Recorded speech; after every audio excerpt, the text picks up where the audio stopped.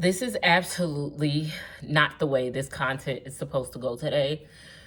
If you guys don't know, it's Vlogmas, and this is the time where every vlogger, they put out 25 videos for 25 days for the month of December. It's very popular, been going on forever. This is what they do. What content creators usually do is batch create. So they create 25 videos and they release them. They're like pre-recorded, already made up videos. What does Dum Dum Want Some Gum Gum Jasmine decide to do? No, I don't want to be like everybody else. I want to create my content in the moment. So unfortunately, you get my real life in real moments, trauma and drama that comes with it. Today is December 3rd. It is currently 1:41. I was setting up, Tommy is barking like a maniac because he's so slow. I was setting up my camera to record my Vlogmas. You know, you see the green screen. It was about to get very cutesy, very classy, very demeritsy. And my phone rung. I'm going to play to you the recording. I was already about to record, so you know me. I'm going to record a conversation. If it's one thing Jasmine going to do, Jasmine going to record a conversation. Just going to give y'all a little back history. Y'all know Makayla's always been like a little troublesome in school. We've always had this problem. But Makayla's actually been doing pretty great. Her grades has been great. She's been consistent. She's involved in sports. She's been doing good. We have this same discrepancy in school. Makayla has this one teacher that calls me. I will admit, when he calls me, I want to make sure I'm saying the right words. When he calls me, he's not the most pleasant person, right? But I can tell he's very overwhelmed. Let me give you an example. When he calls me, he usually goes based on my tone. Y'all know I'm very non-confrontational. When you call me, I'm very attentive to what you're saying. If I sense that you're overwhelmed and overworked, I'm not going to add fuel to your fire. I'm not.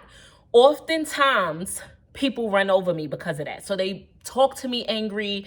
They talk to me a little nasty. I don't engage. But once he noticed that I'm not engaging like what he's used to, because I can tell he's used to hostile parents, he calms down a notch. He's called me over 5 times already.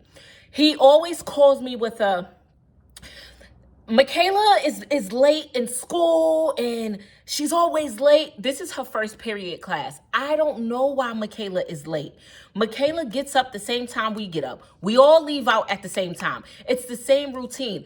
For some reason, Makayla must get to school on time because the school will let you know if your child is late or if they're absent. I don't know why Makayla's not making it to this first period class. We've had this conversation a million times. Makayla says, Mommy, it's not that I'm late. I'm showing up. He gives me so much trouble. I'll walk out. Makayla now has an IEP out in New Jersey. Like, we've advocated and we've pushed in the short 5 months that we've been here. You know I'm all about getting you all the mental health services that you need. This teacher just, oh God, he always calls me. And when he talks to me, sometimes he says things that I can tell he's overworked, because he'll say things like, these kids, they not really learning a lesson, and this school wants me to give out grades, and they want things to, like venting a little bit. And I'll be confused because I'll be like, okay, is this about my daughter or did this turn into a venting session? But he does always, at the end of the phone call, he say, thank you for being patient. Thank you for not, being nasty. So I can tell that it's what he's used to. Today, I was not able to take his phone call because, as I stated, I was getting ready to set up and record. I had sessions to set up for. I was busy. I never thought the conversation would go this way. I was on the phone with Kaisha. When I was on the phone with her, she was on break. Makayla called. Makayla called off her Apple Watch. Even though they make kids lock their phones up at school, I send my kids to school with an Apple Watch. All the shootings and the craziness that goes on in school, you're not going to tell me my child is going to put their phone away and they have zero access to me until I see something on the news. I'm not comfortable with that. So heck, I send all my kids to school with Apple Watches. Anyway, she calls me off the Apple Watch while she's in class because she's like, Mommy, before I get in trouble, I want to see my social worker. I asked, can I go see my social worker? I asked, can I go to the guidance counselor? He's telling me no. But I want you to physically hear what's happening right now. She's letting me listen to what he's saying on her Apple Watch. So he doing his big one with that mouth. He going off on her. So she like, my mom can hear you because she can hear you through my watch. She's on the phone right now. He immediately calls me in front of Makayla off his cell phone. So he clicks in. I'm busy, like I told y'all. Usually he'll get me. Today wasn't that day. I clicked in. He's like, hi, this is Makayla teacher. We have a problem. I said, no problem. My wife is going to take care of it because she's on the phone.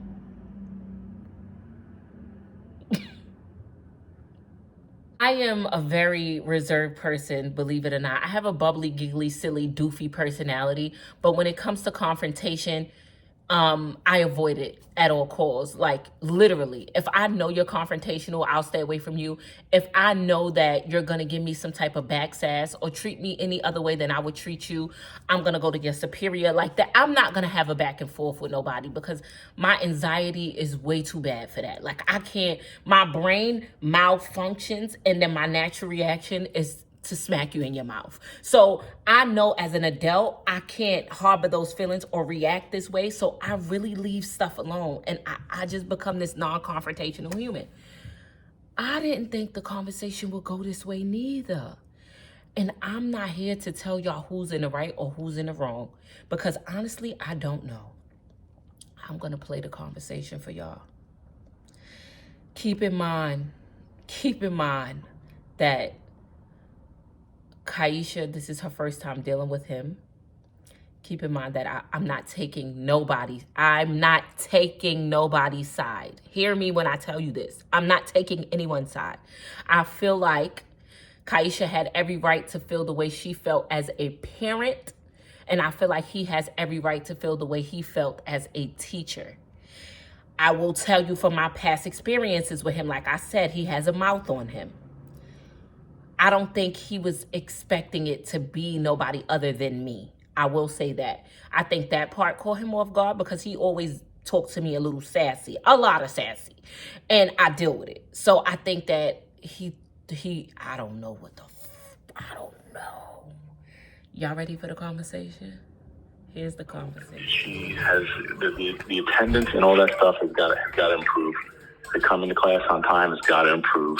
The taking a phone call in class is not acceptable. You know, she's not supposed to be on your phone. So she's, I don't know what to do at this point. It's been a year thing on and off. So let me can I ask you a question? Go right ahead. How does she keep showing us these grades, but she's getting 80s and 90s if this is what's going on? Because that's what confuses me. She get phone calls, but then she showed me grades, and it's like, oh, this is the same teacher that's complaining, but I got a 90 or I got an 80 something. So what's her grade? Honestly, the second markup period hasn't been put in yet. A lot of this stuff isn't put in yet. So once it does, when she's not here, that'll be reflective. And I don't know if you understand, if you know. So, for example, if I don't hand a homework assignment in, remember when you were in school, you get a 0 for it, correct? That's right?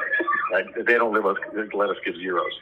So the most they get, so if it's a 10-point assignment, the lowest I could put in is 5.3. So even if she doesn't do it. Okay, but what I'm saying is, why are the grades? Why is her grades high then? Because she's showing me 80 something, 90 something. Once it'll be reflected once everything gets put in. So what is her current grade in your class? I can't speak to that right off the bat without looking at it right now. So that's something we can discuss at parent-teacher conferences. Okay, well, that's what I would like to know, too, because the thing about it is I have to also be able to reinforce something and let her know the causes and the effects of things. But if there's no effect of what she's doing, then it doesn't make sense to me when I talk to her. If I'm saying, oh, Makayla, this is going to affect your grade, and then she pulls up a grade that say 93. Well, then that doesn't make sense to her. She needs to be in class on time. So when she's not on time, she needs to have a pass. She needs to be in class on time. I get what you're saying, but what I'm asking is for when you come to me correct with what's really going on. I want to know the grades. I want to know. I'm telling you. I hate to say ma'am, but I'm telling you to come to me. Like, thank you. Excuse me. I hear you. I'm talking right now. You keep cutting me off when I'm talking. I'm talking right now. That's how you talk to a person. So I'm going to call your boss and tell them how you're talking to me. Okay? Go ahead. About that. You can. Okay? My name is not ma'am. What you should have asked was my name in the first place. Ma'am. No problem. Thank you. And you're cutting me off when I'm talking. And that's not what you do as a professional. So from one professional to the next, let me tell you something. When you talk to a parent, you let them explain themselves. You don't cut them off when they're talking. So from one professional to the next, I'm going to speak to your boss and ask them, how do they professionally talk to a parent? Now, goodbye. Good the fuck bye. That means hang up. God damn, I should have took that call my damn self. I thought it was gonna go good, y'all. Wait, I didn't expect that to happen on camera. I don't know how to digest that.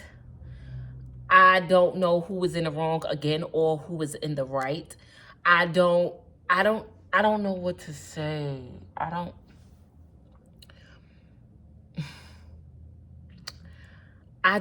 don't know, as a professional, as two professionals talking, actually, I'm pretty sure Kaisha understood his level of frustration. Remember, she's a social worker. She understands your level of frustration, but you're dealing with a parent right now. She's not social worker Kaisha. She's on break. Like, she's Makayla's mom right now.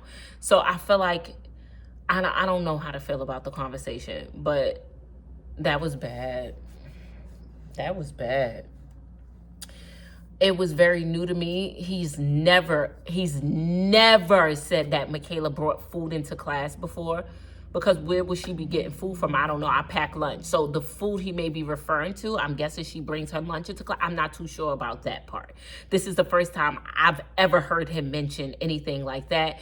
With the grade part, we hold Makayla accountable for her actions. So when I receive these phone calls from him, I'm asking Makayla, how are you late to first period when we all get up at the same time, leave out at the same time? You're getting to school on time. Because if you wasn't, the school would inform me. Why are you missing this teacher's class? In every class, she's doing amazing. Plus, this teacher is giving her a good grade. So that's the part that a little confuses me too, because I thought when you miss class, you fail, you get bad grades. But as he's mentioned, the second marking period will reflect, but I've been getting these phone calls since first marking period. You've been telling me she's been late to your class since first marking period, and her grades was still good. So I'm telling Makayla, the consequences of your actions is you failing. And the worst thing you can do is fail in the 9th grade. I got left back in 9th grade. I'm here to tell you, it's the most embarrassing grade you can ever get left back in. I promise you it is. So it's like, I try to tell her, you're going to fail this class. You're going to get left back. Take it from me. I'm not just talking to talk. I've been there. It's mad embarrassing. You don't want this feeling. You getting out. You doing the hardest part. You waking up. You getting ready. You getting to school. Why not just attend this class? You're doing good at all your other classes. Like, what's up? So when she's telling me like, oh, it's him, it's not me. It's him, it's not me. Look, my grades is reflecting my work. I do my work. It's hard for me as a parent to be combative with this, because it's like, bro, so what's really the issue? Like, I don't understand what's going on.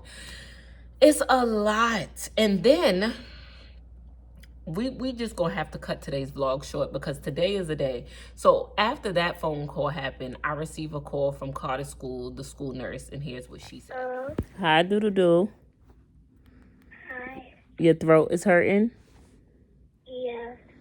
Okay. When you get home, do you want me to take you to the doctor? Yeah. Okay. So just do your work, and you have water and juice in your bag, your lunch bag, if you need it. And when you get home, I'll take you to the doctor so they can look at your throat. Okay. Okay, I love you, and the day will be over soon, okay? Okay. Okay.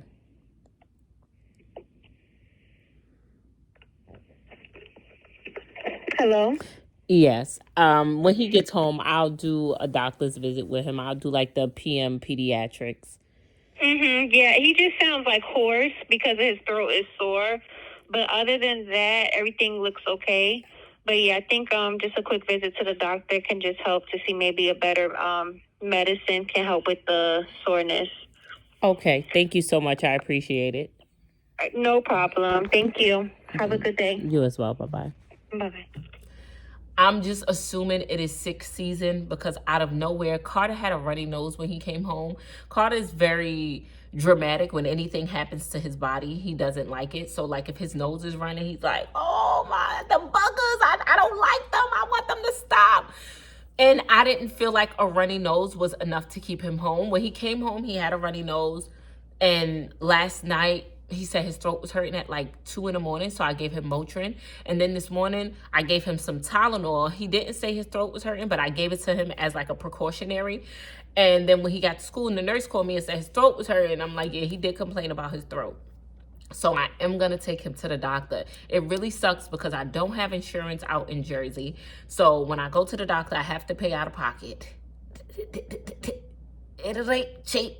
But I'm going to take him. I just hate when I go and it's just like, oh, nothing is wrong. Here's the bill. You better find something. Make up strep or something. Make something up. Hell, give me something.